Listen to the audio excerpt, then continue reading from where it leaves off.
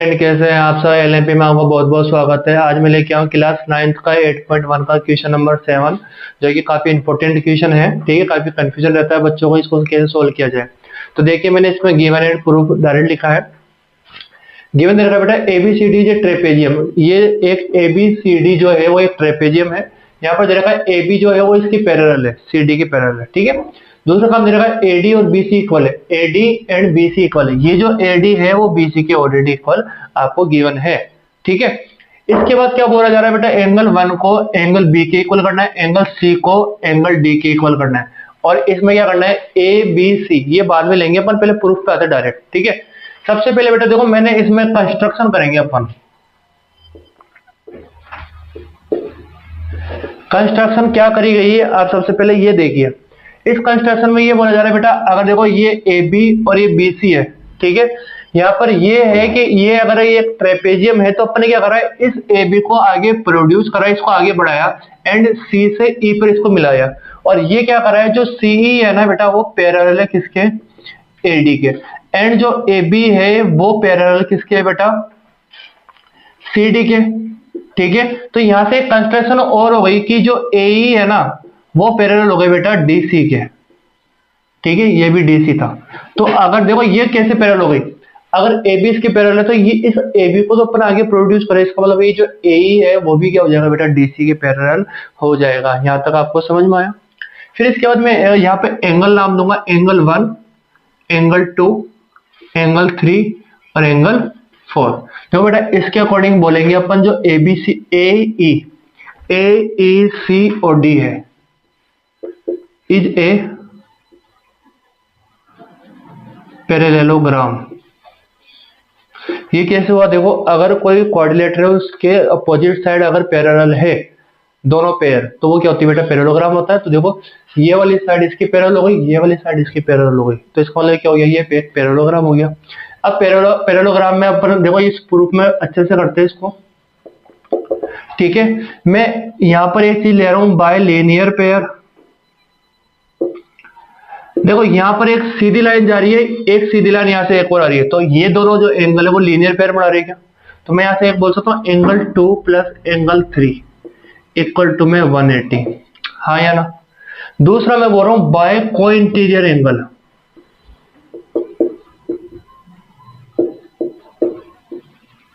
आपको ये पता है कि एक पैरेललोग्राम होता है, जैसे एक पैरेललोग्राम है, इसमें ये दो एंगल है, इनको कोइंटीरियर एंगल बोलते हैं। ठीक है, इन दोनों जैसे ये 1 और 2 है तो इनको कोइंटीरियर एंगल बोलते हैं। इनका सम कितना होता है, 180 होता है।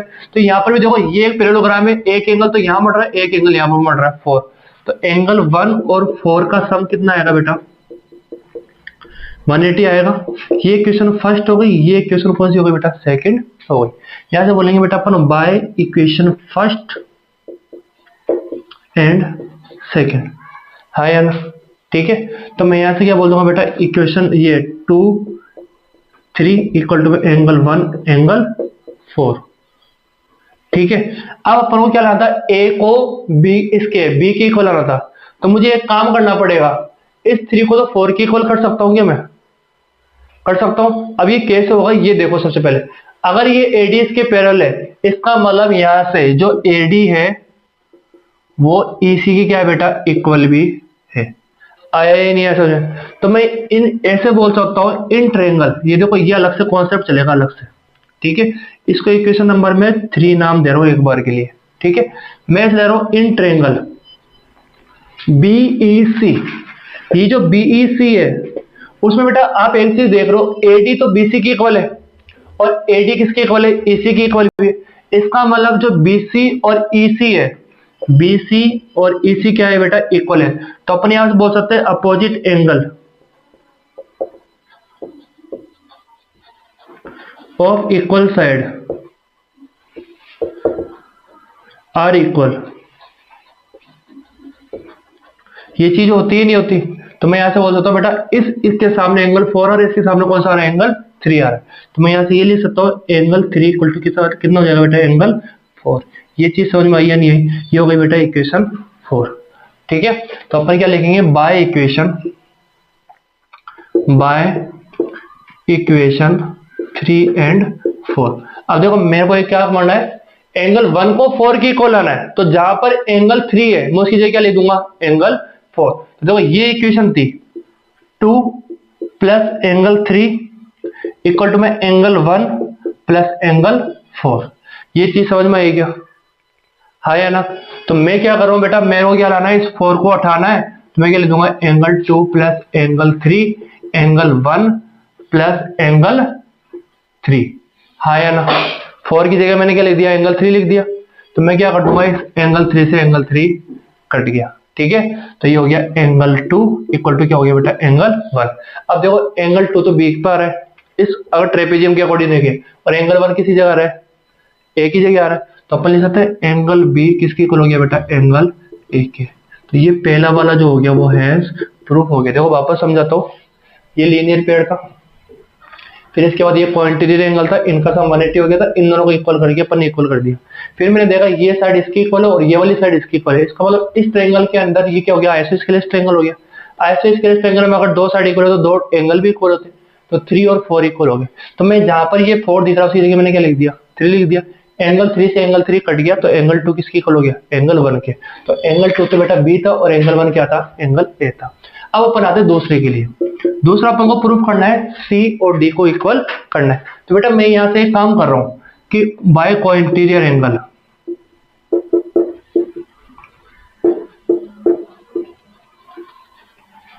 ठीक है, तो कोइंटीरियर एंगल में अपन क्या देखेंगे, एंगल 1 और ये डी, ये क्या होंगे बेटा, सम 180 होगा।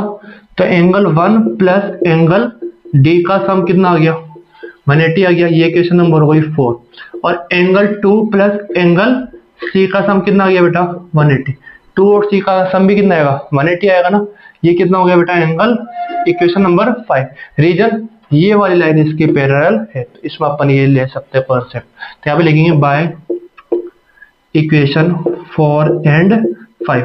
तो बेटा यहाँ पर angle 1 plus angle D equal to क्या हो गया, एंगल 2 प्लस एंगल का सी हो गया क्या। अब मैं क्या करूंगा, एंगल 2 जो है वो एंगल 1 के इक्वल है, तो मैं यहां से क्या करूंगा, एंगल 1 प्लस एंगल डी, इसकी जगह एंगल 1 पुट कर दूंगा और लिख दूंगा बाय प्रूफ। ये अपन ने प्रीवियस प्रूफ कर चुके हैं। तो ये क्या हो गया, एंगल 1 से एंगल 1 कट गया, तो एंगल डी किसकी इक्वल आ गया बेटा, एंगल सी के। हाँ या ना, समझ में आया? ठीक है, तो अपन दो चीज बेटा प्रूफ कर चुके हैं। अब मैं थर्ड चीज के लिए आता हूं। थर्ड चीज जो प्रूफ करनी है वो कौन सा ट्रायंगल है, in triangle A B C and triangle B A D. अब आपको ये दोनों ट्रायंगल दिख तो रहे नहीं, मैं क्या करूंगा, इस डी को तो बी से ज्वाइन कर दूंगा और इस ए को सी से ज्वाइन कर दूंगा। ठीक है, अब मुझे ट्रायंगल दिख रहा है क्या, ए बी सी, ए बी सी, ये ट्रायंगल दिख रहा है क्या पूरा, और डी बी ए डी, ये वाला ट्रायंगल दिख रहा है क्या बेटा। मुझे देखो इस ये वाली साइड तो इस ट्रायंगल की इक्वल है, ये वाली साइड इसके इक्वल है, वो कॉमन साइड हो गई, और ये वाला एंगल इसके ऑलरेडी इक्वल है, दे रखा है। तो ये क्या हो गया, कॉन्ग्रुएंट हो जाएगा। क्या क्या चीजें इक्वल है, एडी जो है वो इक्वल है किसके बेटा, बीसी के, ये अपन को गिवन है। दूसरा अपन ने करा एंगल 1 किसके इक्वल था बेटा, एबीसी में तो देखो एंगल 2 आ रहा है, तो पहले एंगल 2 लिखेंगे। एंगल 2 किसके इक्वल है, एंगल 1 क्या है, बाय प्रूफ। ठीक है, और मुझे एक चीज और दिख रही है, ये क्या है, कॉमन साइड है क्या, ए बी इक्वल टू है बी ए के, ये क्या हो गई, कॉमन साइड। तो बेटा यहां से अपन क्या लिख देंगे, बाय कौन सा रूल लग जाएगा, एस ए एस। तो यहां पर लिख देंगे by S A S congruent rule. ठीक है, तो ये क्या हो जाएगा बेटा, ए बी सी कॉन्ग्रुएंट हो गया बी ए डी। ठीक है, ये कॉन्ग्रुएंट होने के बाद आप बोल सकते हो बाय फोर्थ के लिए by C P C T. ये एक ट्रायंगल है पूरा, ये भी एक ट्रायंगल है, अगर कॉन्ग्रुएंट है तो ये जो ए सी है वो बी डी की इक्वल हो जाएगा क्या, तो अपन ये लिख देंगे ए सी इक्वल टू क्या हो जाएगा बेटा, बी डी। ये आपका पूरा क्वेश्चन प्रूफ होता है। काफी अच्छा क्वेश्चन था। इस वीडियो में अगर आपको समझ में नहीं आया तो इसको आप वापस धीरे धीरे देखिए, आपको बेटर समझ में आ जाएगा। तो थैंक यू।